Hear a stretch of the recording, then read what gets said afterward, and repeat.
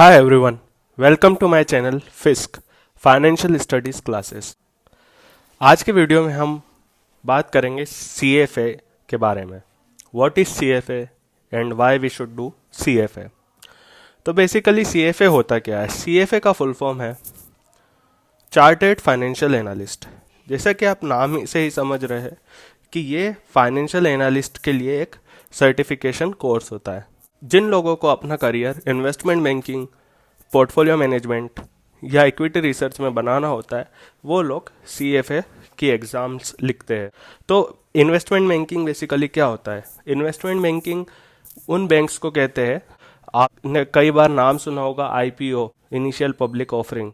तो जो IPOs होते हैं, इनिशियल पब्लिक ऑफरिंग्स होती है, उसके बारे में जो भी प्रोसेस होती है IPO की या राइट्स इशू की या इस तरह की चीज़ों की जो सेकेंडरी मार्केट में हम करते हैं, उन सब के लिए इन्वेस्टमेंट बैंकिंग का यूज़ होता है। तो फॉर एग्जांपल एक कंपनी LIC का, तो LIC ने कहा है कि वो अपने स्टेक को प्राइवेट करने वाली है, तो बेसिकली वो किसी इन्वेस्टमेंट बैंक को हायर करेगी जिनको वो अपना IPO रिलीज करने के लिए इनवाइट करेगी। तो वो इन्वेस्टमेंट बैंक उसके लिए पूरी प्रोसेस करेगी कि क्या एक्चुअल इसकी वैल्यू होना चाहिए, कितने रुपए का एक शेयर होना चाहिए, इस सब के बारे में वो पता करेगी। और वो एक बहुत बड़ा डिटेल्ड चीज़ है जिसे हम CFA करने के बाद काफ़ी अच्छे से समझ सकते हैं। इन्वेस्टमेंट बैंकिंग के अंदर क्या काम होता है उसको एक बेसिक आइडिया हमें मिल जाता है CFA के अंदर। दूसरी चीज़ होती है पोर्टफोलियो मैनेजमेंट। तो पोर्टफोलियो मैनेजमेंट के अंदर ये होता है कि किसी भी पर्सन का या किसी इंस्टीट्यूशन का पोर्टफोलियो जो है वो मैनेज करना होता है। इंस्टीट्यूशन लाइक म्यूचुअल फंड्स, अगर आप एक पूरे म्यूचुअल फंड को मैनेज कर रहे हो तो आप उसके पोर्टफोलियो मैनेजर या फंड मैनेजर कहलाएंगे। आप किसी इंडिविजुअल का पोर्टफोलियो मैनेज कर सकते हैं। तो बेसिकली उसके अंदर जितनी भी सिक्योरिटीज़ है, which is not just about stocks. तो स्टॉक मार्केट, इक्विटी तो एक बहुत बड़ा उसके अंदर पोर्शन होते ही है, पर हो सकता है हम उसमें ऑल्टरनेट इन्वेस्टमेंट में इन्वेस्ट करें, और उसके अंदर हम फिक्स्ड इनकम में जैसे कि बॉन्ड्स होते हैं, FDs वगैरह होती है, इन सब में इन्वेस्ट करें। तो ये सब भी पोर्टफोलियो का ही हिस्सा होता है। तो पोर्टफोलियो मैनेजमेंट के अंदर काफ़ी ज़्यादा, मतलब एक हिसाब से CFA का फाइनल गोल यही है कि आपको एक पोर्टफोलियो मैनेजर बना। और उसी के साथ इक्विटी रिसर्च, तो उसमें भी CFA का यूज़ होता है।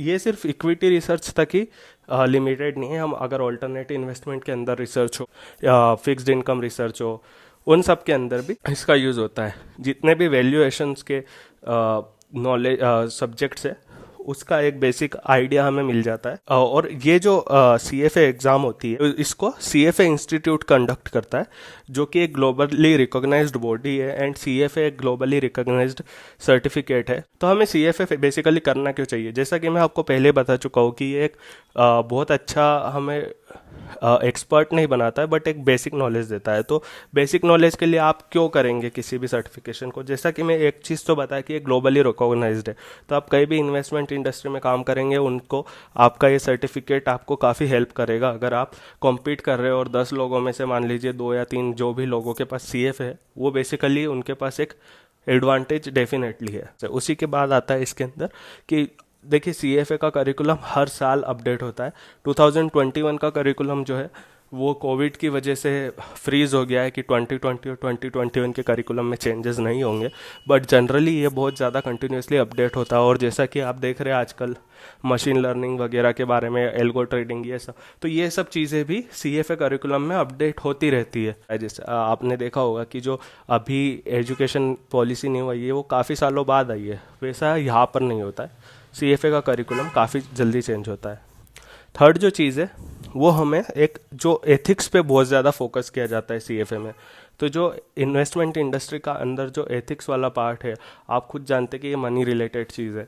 इसके अंदर आपने अभी एक नई TV सीरीज़ आई होगी, हर्षद मेहता स्कैम, या आपने और मूवीज़ या बुक्स भी देखी होगी, तो आप खुद ही समझ सकते हैं कि कितना ज़्यादा इसके अंदर स्कैम्स या फ्रॉड होना कितना ज़्यादा पॉसिबल है। और ऐसे में बहुत ज़्यादा ज़रूरी होता है कि हमें ये जानना कि हम जो काम कर रहे हैं वो एथिकली सही है या नहीं। वो हमें कहीं कुछ गलत चीज़ों में फंसा तो नहीं सकता, क्योंकि कई ऐसे एम्प्लॉयज़ होते हैं जिन्हें पता नहीं होता पर वो उस फ्रॉड का पार्ट बन जाते हैं। तो उस हिसाब से ये काफ़ी ज़रूरी है। अब जो फोर्थ चीज़ है इसके अंदर वो ये है कि इसका करिकुलम काफ़ी एग्जॉस्टिव और इन्फॉर्मेटिव है। देखिए मैंने खुद ने IIM से MBA किया हुआ है, और उसके अंदर मेरे काफ़ी सब्जेक्ट्स फाइनेंस रिलेटेड ही थे। तो मैं आपको ऑनेस्टली बता रहा हूँ कि एमबीए के अंदर आपको ये जो फाइनेंस का नॉलेज है वो उतना नहीं मिलेगा। वो डेफिनेटली एक बहुत ही अच्छी चीज़ है। अगर आप आईआईएम या किसी बड़े कॉलेज से एमबीए कर रहे हो वो एक अलग लाइफ है, बट उसके अंदर आपको more of a practical knowledge मिलेगा, आपको एक मैनेजरियल वर्क मिलेगा, जो आपको थियोरिटिकल कॉन्सेप्ट्स होने चाहिए, जिसकी जो आपके स्ट्रांग होने चाहिए अगर आप फाइनेंशियल इंडस्ट्री में काम कर रहे हो। उन सब के लिए एमबीए में आपको उतना बेनिफिट नहीं मिलेगा, उतना नॉलेज। आप अगर सोचते कि सिर्फ एमबीए कर लेने से आपको वो सारा नॉलेज मिलता है तो वो नहीं हो पाता है। मेरा पर्सनल एक्सपीरियंस यही रहा कि मैंने जितना एमबीए में फाइनेंस सीखा उससे कहीं गुना ज़्यादा मुझे सीएफए से हेल्प मिली है। फिर आता है कि आपको ये एक, जैसा मैं बताया कि ये आपको एक्सपर्ट ने बनाता है, उसका एक बड़ा रीज़न ये है कि ये एक थ्योरेटिकल कॉन्सेप्ट है। तो जैसे कि हम बात करें अगर एक टॉपिक की, वो है वैल्यूएशन, तो हम किसी भी चीज़ का वैल्यूएशन करना चाहते हैं तो जो भी उसके लिए टूल्स चाहिए, जो भी उसके लिए एनालिसिस की अंडरस्टैंडिंग चाहिए, वो सब सीएफए से मिलती है। बट एक्चुअली वो एनालिसिस करने को हमें सीएफए में नहीं मिलता है। तो हमें जो एनालिसिस करना है, जो वैल्यूएशन करना है, वो सब प्रैक्टिकल चीज़ें जो है वो यहाँ मिस होती है। तो उसका अंदर क्या है कि हमें एक बेसिक आइडिया मिल गया कि मैं वैल्यूएशन करूँगा या पोर्टफोलियो मैनेज करूँगा, उसके लिए मुझे जो जो टूल्स चाहिए, जो जो थ्योरिटिकल कॉन्सेप्ट चाहिए, वो सब मुझे मिल गए। उसके बाद आपको या तो एक्सपीरियंस, इंडस्ट्री एक्सपीरियंस से, या और बाहर से दूसरा कोई प्रैक्टिकल कोर्स करके, या एमबीए जैसे मैंने कहा जो ज़्यादा प्रैक्टिकल होता है, उसके अंदर आप अगर एमबीए करते हैं तो वहाँ आप उस चीज़ के एक्सपर्ट बन सकते हैं। अब हम देखिए, हम आ चुके हैं सीएफए इंस्टीट्यूट की वेबसाइट पे। तो जैसे कि आप यहाँ देख रहे हैं माय अकाउंट, आप बेसिकली जब फर्स्ट टाइम इस वेबसाइट पे जाएंगे तो आप इसमें देखेंगे लॉगिन का ऑप्शन, जहाँ पे आपको साइन अप या लॉगिन करना होगा। अब इसके अंदर जैसे कि कुछ ज्ञान वगैरह दिया है हमें, और आप देखिए कि सीएफए के प्रोग्राम के लिए लिखा हुआ है, उसके करियर पाथ्स, सीएफए प्रोग्राम, और इनके अलावा कुछ और भी इनके प्रोग्राम्स होते हैं, उस सब के लिए रिलेटेड आर्टिकल्स वगैरह ये सब मिलेंगे आपको। तो आप सिर्फ इस पेज से भी आपको पता चलेगा कि काफ़ी ज़्यादा मतलब फाइनेंस से रिलेटेड एक्टिविटीज़ इसके अंदर होती रहती है। तो देखिए आप यहाँ जब प्रोग्राम्स में जाएंगे तो आपको यहाँ पर आपको दिखेगा जैसे कि सीएफए प्रोग्राम का थोड़ा ओवरव्यू, करियर पाथ एक्सप्लोर करने के लिए, चार्टर होल्डर बनने के लिए क्या होता है। तो देखिए सीएफए में क्या होता है, बेसिकली एग्ज़ाम के अंदर 3 लेवल होते हैं। उसके बारे में भी हम अभी आगे थोड़ा और बात करेंगे एग्ज़ाम ओवरव्यू के अंदर। तो ये सारी चीज़ें, करिकुलम एक्सप्लोर करना, एग्ज़ाम ओवरव्यू, प्रेप, एग्ज़ाम के अंदर कुछ प्रेप प्रोवाइडर्स होते हैं जो थोड़ी प्रिपरेशन का मटेरियल वगैरह देते हैं, फ्री प्रेप प्रोवाइडर्स होते हैं, उनके बारे में डिटेल्स। फिर अगर आपको स्कॉलरशिप अप्लाई करना है फ़ी के लिए तो वो चीज़ आप कर सकते हैं।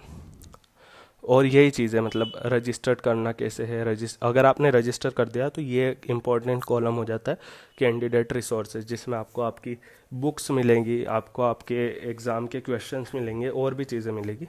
तो हम ये सारी चीज़ें आगे देखते हैं। तो सबसे पहले हम, और यहाँ पे आप देखिए दूसरे प्रोग्राम CIPM, और ये जो प्रोग्राम्स हैं इनके इन्वेस्टमेंट फाउंडेशन प्रोग्राम, इनके बारे में, पर ये इतने फेमस नहीं है जितना CFA है। अब यहाँ पर हम एग्ज़ाम टॉपिक्स के बारे में बात करेंगे, और उसके पहले हम एग्ज़ाम डेट्स, कॉस्ट, ये सब पता कर लेते हैं। तो देखिए एग्ज़ाम डेट्स अब हम पता करेंगे, एग्ज़ाम डेट्स और कॉस्ट जो है इसके अंदर, उसके बारे में। तो देखिए 2020 में जो इंडिया में एग्ज़ाम्स होने वाली थी वो सारी कैंसिल हो चुकी है, लेवल 1, लेवल 2, लेवल 3 तीनों के लिए। और पहले क्या होता था कि लेवल 1 साल में 2 बार होती थी, जून में और दिसंबर में। लेवल 2 और लेवल 3 सिर्फ जून में होती थी हर साल। अब इन्होंने इसको चेंज कर दिया है। अब लेवल 1 एग्ज़ाम जो है वो 4 बार होती है। जैसे मैं यहाँ पर एग्ज़ाम लेवल देख रहा हूँ तो यहाँ पे दिसंबर दिया हुआ है, पर इंडिया में दिसंबर में नहीं हो रही। तो आप देखिए फेब में, अगस्त, नवंबर, 4 बार लेवल 1 हो रही है। लेवल 2 पे अगर मैं जाता हूँ तो लेवल 2 मई और अगस्त में हो रही है, और लेवल 3 जो है वो मई और नवंबर में हो रही है। तो ये चीज़ें आप देख सकते हैं कि ले तीनों लेवल के लिए